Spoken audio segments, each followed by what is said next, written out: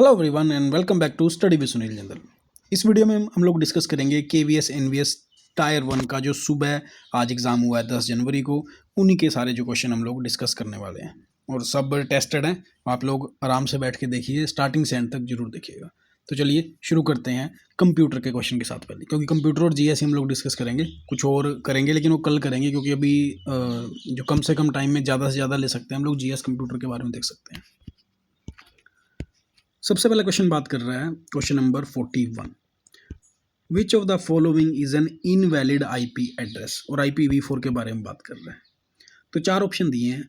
As we all no कि जो IPv4 है, जो उसका ईच ऑक्टेट है ना, जैसे ये ऑक्टेट है 3 का, तो ये 0 से लेकर 255 तक होना चाहिए। सिर्फ एक यही ऐसा ऑप्शन है जिसमें ये 302 पर जा रहा है। तो which makes it invalid IP address? तो आंसर रहेगा option number 1। Now moving on to the next question. 42nd बात कर रहा है which among the following is a utility software. Utility software का मतलब क्या होता है बेसिकली, कि जो मेंटेन करने के लिए, मैनेज करने के लिए और कंप्यूटर सिस्टम को सपोर्ट करने के लिए यूज़ होता है। तो सबसे पहला जो ऑप्शन दिया हुआ है वो है MS power point. As we all know ये क्या है, ये ना एक एप्लीकेशन सॉफ्टवेयर है, ठीक है। सेकेंड बात करेंगे WinRAR। ये क्या है, यूटिलिटी सॉफ्टवेयर है। ये क्यों है?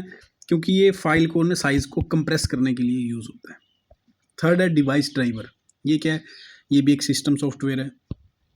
VLC प्लेयर, ये क्या है? ये भी एक एप्लीकेशन सॉफ्टवेयर है, ठीक है। तो इस क्वेश्चन का आंसर रहेगा WinRAR। अब बात करते हैं 43rd की। 43rd क्वेश्चन बात कर रहा है which one of the following is bundled as an integral part of MS windows operating system. देखो अभी क्वेश्चन कहना क्या चाह रहा है कि MS जो विंडो अपना यूज़ करते हैं मोस्टली 10-11 कर रहे हैं आजकल ऑपरेटिंग सिस्टम में, क्या है, एक इंटेग्रल पार्ट है इसका सिस्टम का। तो ऑप्शन में है tally, MS word, MS paint, Adobe Photoshop. देखो इन चारों में से ना सिर्फ एक ही ऐसा ऑप्शन है जो इसके साथ प्री इंस्टॉल्ड होके आता है। MS एप्लीकेशन, MS ऑफिस भी हमें इंस्टॉल करना पड़ता है, टैली भी हमें इंस्टॉल करनी पड़ती है बाद में, एडोबी फोटोशॉप भी हमें एडोबी सॉफ्टवेयर यूज़ मतलब कि इंस्टॉल करना पड़ता है। अगर हम लोगों को कुछ करने की जरूरत नहीं है, मान लो हमने नया कंप्यूटर लिया है, नई विंडो करी है, तो हमें MS पेंट तो है ना जो वहाँ पे अपने को देखने को मिलता है। अब बात करेंगे कि एडोबी फोटोशॉप, ये भी क्या है, एक पेड सॉफ्टवेयर है, ठीक है। MS वर्ड क्या हो गया, ये MS ऑफिस का पार्ट है और विंडोज का फ्री नहीं है, हालांकि क्रैक वर्जन हम लोग यूज़ करते हैं।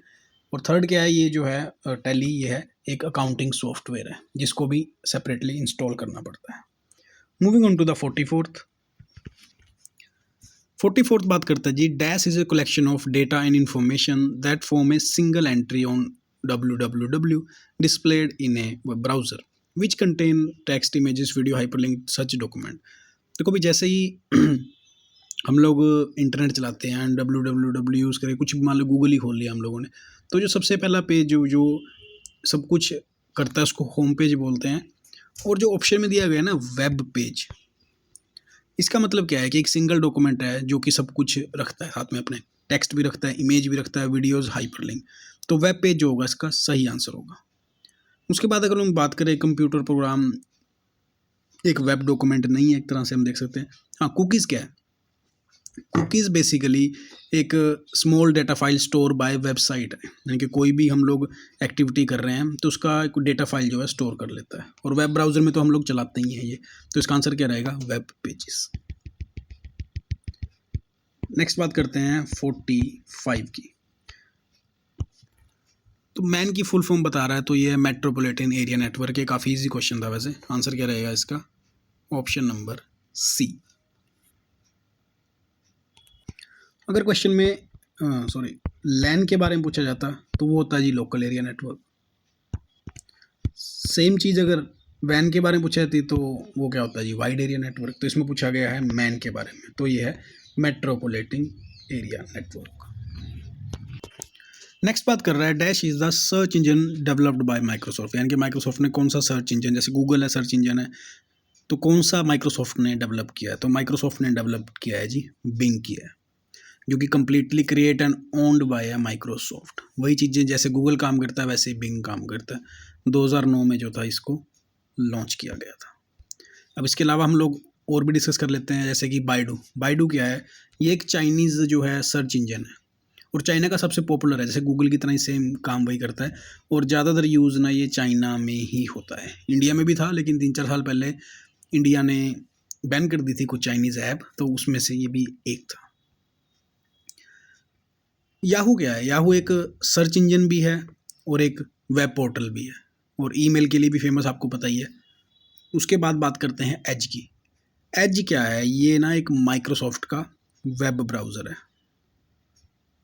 जैसे हम लोग गूगल क्रोम यूज़ करते हैं ना, वैसे ही एज क्या है, उसी तरह से एक ब्राउज़र है। नेक्स्ट बात करते हैं, dash is A small and high speed buffer located between the CPU and main memory. तो दिए हुए ऑप्शन में से ना जो कैश मेमोरी है ना, वो एक बहुत ही स्मॉल और फास्ट मेमोरी है जो कि सीपीयू और मेमोरी के बीच में प्लेस की हुई है। इसका मेन वर्क ये है कि store frequently used data instruction, ताकि उनको सीपीयू जल्दी से एक्सेस कर सके।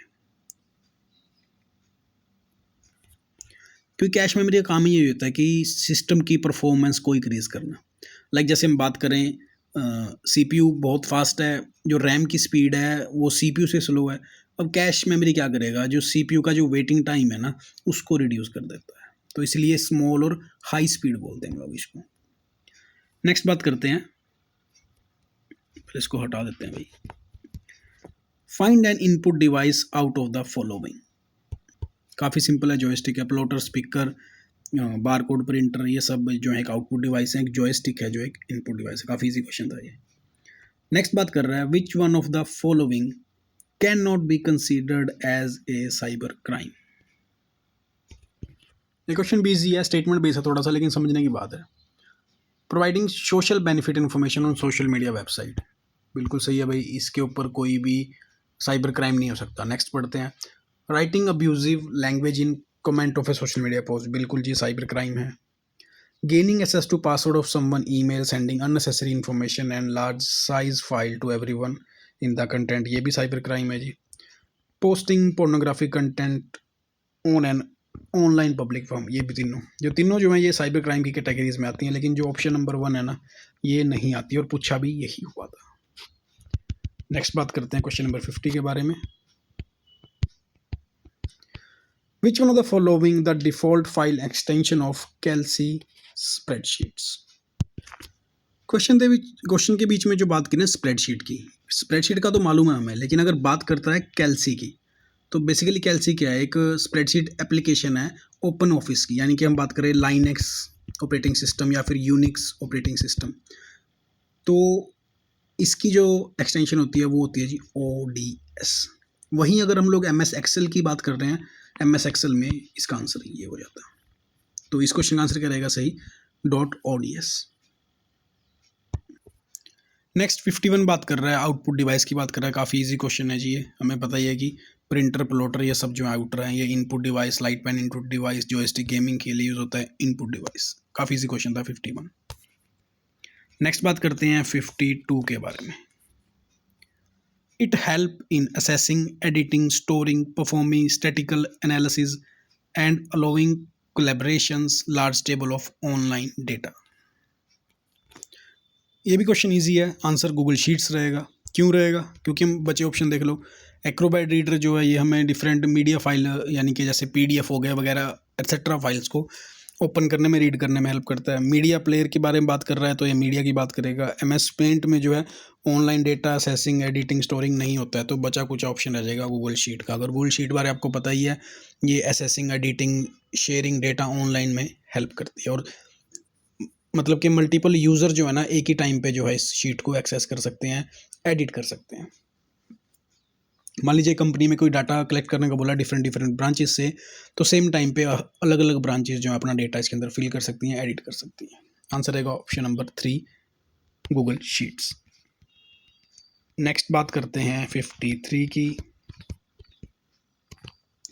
Out of the following which one will you select as a good password for online banking account in cyber safety in mind. देखो जी, जब भी हम लोग पासवर्ड के बारे में बात करते हैं ना, तो एक अपर लेटर, एक लोअर लेटर, प्लस एक न्यूमेरिक और एक जो है एक न्यूमेरिक वर्ड के लिए, स्पेशल कैरेक्टर के लिए बोलता है। तो जिस भी ऑप्शन में ये सब है हम उसको क्लिक कर लेंगे। तो ये सिर्फ एक ही ऐसा ऑप्शन है इसमें दिख रहा है, इसमें अपर लेटर भी आ रहा है, स्पेशल लेटर भी आ रहा है, न्यूमेरिक भी आ रहा है और लोअर लेटर भी आ रहा है। तो इसका आंसर ऑप्शन नंबर 3 रहेगा। अब नेक्स्ट बात करते हैं, It is an easy to use online tool available to create and collect organized data online just by providing its URL to data contributors। तो 54 का आंसर रहेगा जी ऑप्शन नंबर 4 गूगल फॉर्म। इसमें क्या हम लोग online form, surveys, quizzes easily बना सकते हैं सिर्फ एक URL लिंक शेयर करने से। आंसर रहेगा ऑप्शन नंबर 4। नेक्स्ट बात करते हैं 55 की। An online system that help people to find information on internet by scanning web pages and other online resources and presenting a list of relevant result based on user input is called. इसका answer भी रहेगा search engine रहेगा। बहुत easy question था ये भी। जैसे example दूं, मैं गूगल दे दूं, जैसे अभी हम लोग थोड़ी देर पहले देख के हटे हैं, बिंज का एग्जांपल देख के हटे हैं। तो आंसर क्या रहेगा इसका ऑप्शन नंबर 2। 56 बात कर रहा है, dash is an example of RDBMS यानी कि रिलेशनल डेटाबेस मैनेजमेंट सिस्टम। अगर मैं एग्जांपल की बात करूं RDBMS की तो काफ़ी एग्जांपल हैं। फॉर एग्जांपल जैसे MySQL हो गया जो कि ऑप्शन में दिया हुआ है, ठीक है। उसके बाद बात करेंगे ओरेकल डेटाबेस। थर्ड बात करेंगे माइक्रोसॉफ्ट SQL सर्वर या फिर माइक्रोसॉफ्ट SS। इन सब में जो देखा जाए MySQL जो है इसका सही आंसर है। बाकी और भी मैंने एग्जांपल आपको दे दिए। क्वेश्चन नंबर 57 भी वही ऊपर जो क्वेश्चन आया था ना, कैल्सी के बारे में बात कर रहा था। तो वो क्या था, मैं वही बात कर रहा था कि ओपन सोर्स जो है स्प्रेडशीट है जिसकी की एक्सटेंशन जो है वो ODS होती है। आंसर रहेगा ऑप्शन नंबर 3 नेक्स्ट बात कर रहा है 8 बिट टुगेदर मेक्स है। देखो जी 8 बिट को हम लोग क्या बोलते हैं, निबल बोलते हैं। ध्यान रखना ये बाइट नहीं है, बिट है, इसको बोलते हैं हम लोग निबल। 1024 बिट से मिलती हैं तो किलोबाइट बना देते हैं जी। नेक्स्ट बात करते हैं 59th क्वेश्चन की। With respect to computer network the acronym WWW, the W in second position refer to. तो वर्ल्ड वाइड वेब के बारे में बात करता है। तो ये जो है फर्स्ट है, ये जो है सेकंड है। तो सेकंड के बारे में पूछा था तो आंसर क्या रहेगा इसका, ये वेब। अगर थर्ड के बारे में पूछता तो ये होता। ये भी काफ़ी इजी क्वेश्चन था। नेक्स्ट बात करते हैं 60 question. The shortcut keyboard shortcut that adds current web page to your bookmark in most web browser is. तो बुकमार्क करने के लिए जो एक शॉर्टकट की यूज़ की जाती है वो की जाती है Ctrl+D। इससे करंट जो वेब पेज है वो बुकमार्क हो जाता है, जिसको कि आप बाद में इजीली ओपन कर सकते हैं। आंसर है 60 का 2। अब बात करते हैं जी जनरल नॉलेज के बारे में। सबसे पहला क्वेश्चन बात कर रहा है, who among the following has served as president but not as the vice president of India. तो क्वेश्चन नंबर 61 जो है ना काफ़ी डेटाबेस क्वेश्चन है। KR नारायणन के बारे में बात कर रहे हैं। ये हमारे प्रेसिडेंट भी रहे हैं और वाइस प्रेसिडेंट भी रहे हैं। जैसे प्रेसिडेंट कब रहे हैं 97 टू 2002 तक, और उससे पहले 5 साल 92 से 97 वाइस प्रेसिडेंट रहे हैं।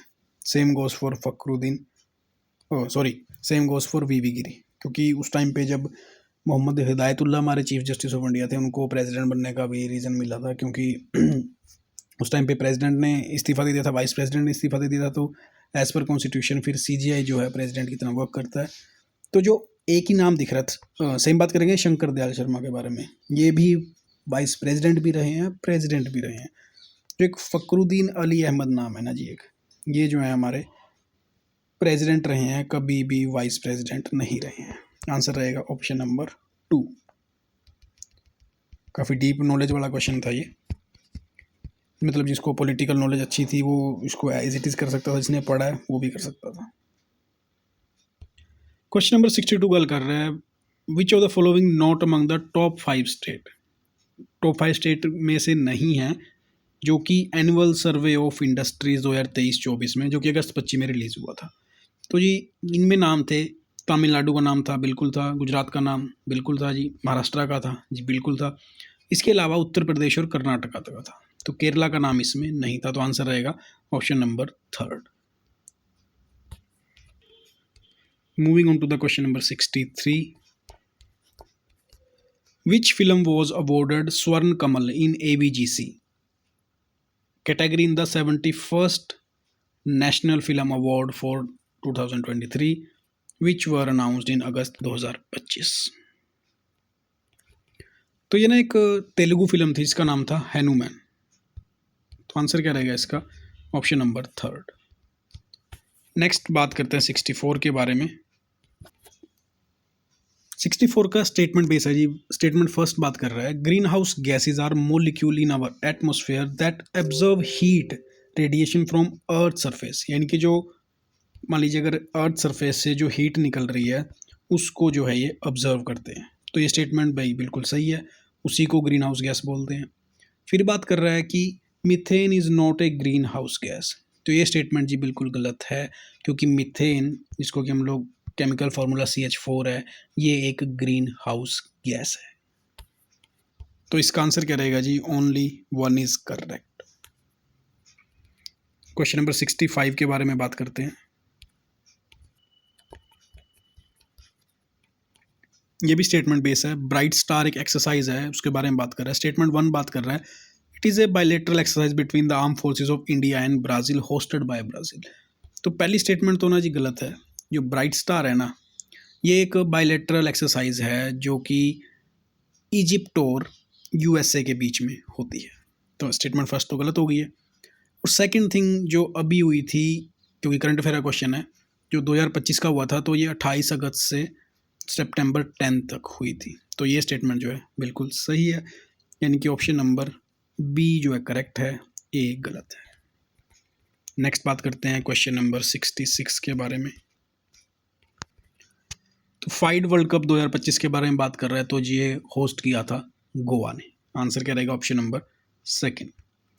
नेक्स्ट बात कर रहा है, the Gandhi Irwin pact led to which of the following. Question number 67 में जो पहली स्टेटमेंट है, withdrawal of anti Rowlatt agitation by Mohandas Karamchand Gandhi. Gandhi ji के द्वारा जो एंटी रोलेट जो एजिटेशन था वो रोक दिया गया था या विड्रॉ कर लिया गया था। ये स्टेटमेंट बिल्कुल गलत है जी। रोलेट एक्ट आपको पता ही है कब आया था, 1919 में आया था। नेक्स्ट बात कर रहा है गांधी जी की participation in second table conference. तो ये स्टेटमेंट बिल्कुल सही है। मैं आपको बता देता हूँ कि इससे हुआ क्या था। जो गांधी इरविन पैक्ट 1931 के अंदर हुआ था, एक तो ये पॉलिटिकल एग्रीमेंट था जिसने क्या किया, एक तो जो सिविल डिसोबीडिएंट मूवमेंट चल रहा था उस टाइम पे, डांडी मार्च, नमक आंदोलन चल रहा था, उसको सस्पेंड कर दिया गया था, इनके रोक दिया गया था। और इससे ये भी हुआ था कि जो कांग्रेस है, इंडियन नेशनल कांग्रेस, वो सेकंड राउंड टेबल कॉन्फ्रेंस जो कि लंदन में होगी उसके अंदर पार्टिसिपेट करेगी। कैबिनेट मिशन प्लान ये 1940s की बात कर रहा है। इलेक्टोरेट जो है तो 1909 के अंदर आया था। उस टाइम तो गांधी जी थे ही नहीं इंडिया के अंदर। तो इस क्वेश्चन का आंसर क्या रहेगा? Option number B. और महात्मा गांधी जी भी सिर्फ एक ही round table, 3 total round table conference हुई थी, सेकंड वाले में वो गए थे। तीनों में कौन गया था जी? डॉक्टर भीमराव अम्बेडकर गए थे, फर्स्ट सेकंड थर्ड तीनों के अंदर। नेक्स्ट बात करते हैं 68 की। 68 बात कर रहा है, rock shelter of Bhimbetka has been inscribed in UNESCO world heritage list under which category. तो कैटेगरी पूछी गई थी, तो ये कल्चरल कैटेगरी है जी। आंसर क्या रहेगा इसका? First option. 69 क्वेश्चन बात कर रहा है, दो लिस्ट दी है साहित्य अकेडमी युवा पुरस्कार 2025 इन पंजाबी लैंग्वेज। तो 2025 के अंदर पंजाबी लैंग्वेज के अंदर जो अवार्ड मिला है साहित्य अकेडमी युवा पुरस्कार अवार्ड, तो वो बुक गर्ल्स हॉस्टल को मिला है। इसके ऑथर हैं Mandeep Kaur Aulakh. Answer is first one. Next बात करते हैं 7070 के बारे में, नेशनल स्पोर्ट्स अवार्ड 2024 जो कि जनवरी 25 में अनाउंस हुए थे। तो इनमें से कौन सी स्टेटमेंट जो है अर्जुन अवार्डीज़ को लेके गलत है? 2024 के लिए ना वैसे तो अर्जुन अवार्डीज़ काफ़ियों को दिया गया था। काफ़ी डिफिकल्ट क्वेश्चन मैं बोलूँगा अगर इसको कैटेगराइज करूँ। तो इसका आंसर क्या रहेगा जी? ऑप्शन नंबर सेकंड गलत रहेगा, क्योंकि जो सरबजोत सिंह है ना वो शूटिंग के लिए उनको मिला है, हॉकी के लिए नहीं मिला है। अभय सिंह का जो है स्क्वाश के अंदर है, बिल्कुल सही है। कपिल परमार पैरा जूडो, बिल्कुल सही है। नीतीश कुमार पैरा बैडमिंटन, बिल्कुल सही है। तो सेकंड ऑप्शन गलत रहेगा इसका। बात करते हैं 71st की। Which of the following Asian countries has the national flag with a large red circle symbolising the sun on a white background? तो इसका करेक्ट आंसर 71st करेगा जी, जापान रहेगा। जैसे कि हम लोग देखते हैं कि एक वाइट बैकग्राउंड के अंदर एक रेड कलर का जो एक सर्कल दिया जाता है जो कि सिंबलाइज करता है सन को, तो वो जापान का ही है। नेक्स्ट बात करेंगे 72nd। अगस्त 2025 के अंदर UIDAI sign 5-year R&D agreement to strength Aadhaar operation with which of the following institution? तो जो एग्रीमेंट हुआ था तो ये इंडियन स्टैटिकल इंस्टीट्यूट के साथ हुआ था। आंसर रहेगा इसका फर्स्ट। 73rd की बात करते हैं। Constitutional amendment bill can be introduced. Constitution amendment bill के बारे में बात कर रहा है। देखो जी, ये पार्लियामेंट के किसी भी हाउस में जो है रखा जा सकता है, शुरू किया जा सकता है, इंट्रोड्यूस किया जा सकता है, और इसके लिए कोई प्रायर परमिशन की ज़रूरत नहीं है प्रेसिडेंट की, और ना ही ये किसी स्टेट लेजिस्लेचर के अंदर इंट्रोड्यूस करवाया जा सकता है, क्योंकि काम ही पार्लियामेंट का ये। तो ओनली इन लोकसभा गलत, ओनली इन राज्यसभा गलत। ऑप्शन नंबर 3 सही है, क्योंकि प्रायर परमिशन की ज़रूरत इसके अंदर नहीं पड़ती है, और ये बिल कोई भी इंट्रोड्यूस कर सकता है, चाहे प्राइवेट मेंबर हो या फिर कोई मिनिस्टर हो। और सेकंड थिंग, अगर इसको हमने बिल को अमेंडमेंट एक्ट बनाना है, पास करवाना है, तो स्पेशल मेजोरिटी से होगा, यानी कि not less than 2/3 majority of the member present and voting. और एक बात और कि इसके लिए जब भी अमेंडमेंट बिल आता है, इसके लिए कोई भी प्रोविजन नहीं है जॉइंट सीटिंग का, अगर डेडलॉक की कंडीशन बनती है। याद रखिएगा, ये भी बहुत बार पूछा हुआ है। नेक्स्ट बात करते हैं the zone of open border that encompasses 29 European country is known as. Basically है क्या ये, इस एक एरिया है जहाँ पे कॉमन बॉर्डर बोल सकते हैं जो भी इसके मेंबर स्टेट होते हैं उनके लिए। तो ये 29 यूरोपियन कंट्रीज हैं, इनको बोलते हैं जी शेनिगन एरिया, शेनिगन। आंसर रहेगा ऑप्शन नंबर फर्स्ट। नेक्स्ट बात कर रहे हैं 75। United Nations design specific decade as occasion to mark particular event or topic in order to promote the objective of the organization. What is the theme of the decade? 2027-36 के लिए क्या theme है? तो जो थीम है 2027 से 2036 तक, तो वो है United Nation decade for afforestation reforestation in line with sustainable forest management. तो इसका आंसर क्या रहेगा? Option number 4। नेक्स्ट बात करते हैं 76 की। The current secretary general of United Nation has been previously elected to which of the following parliament? Basically बात कर रहे हैं जो अभी करंट सेक्रेटरी हैं जनरल असेंबली के यूनाइटेड नेशन के, वो हैं, अपने को पता ही है, एंटोनियो गुटेरेस हैं, जो कि इससे पहले प्राइम मिनिस्टर रह चुके हैं पुर्तगाल के 1995 से लेके 2002 तक। तो आंसर क्या रहेगा?